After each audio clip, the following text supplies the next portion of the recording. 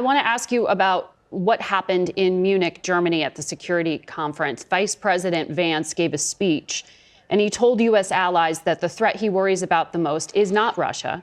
It is not China. He called it the threat from within, and he lectured about what he described as censorship, mainly focusing, though, on including more views from the right. He also met with the leader of a far-right party known as the AfD, which, as you know, is under investigation and monitoring by German intelligence because of extremism.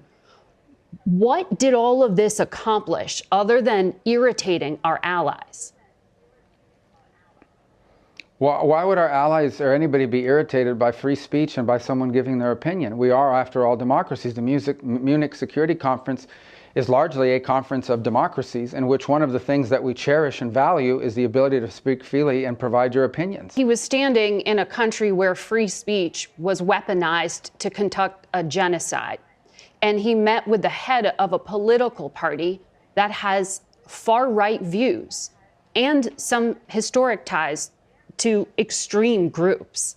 The context of that was changing the tone of it. And you know that the censorship was specifically about the right. No, I have to disagree with you.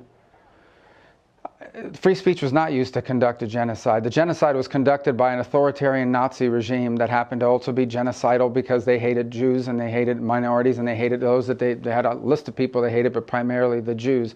There was no free speech in Nazi Germany. There was none. There was also no opposition in Nazi Germany. They were a sole and only party that governed that country. So that's not an accurate reflection of history.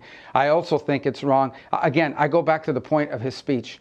Okay, the point of his speech was basically that there is an erosion in free speech and intolerance for opposing points of view within Europe, and that's of concern because that is eroding. That's not an erosion of your military capabilities. That's not an erosion of your economic standing. That's an erosion of the actual values that bind us together in this transatlantic union that everybody talks about. And I think allies and friends and partners that have worked together now for 80 years should be able to speak frankly to one another in open forums. Without being offended, insulted, or upset. And I spoke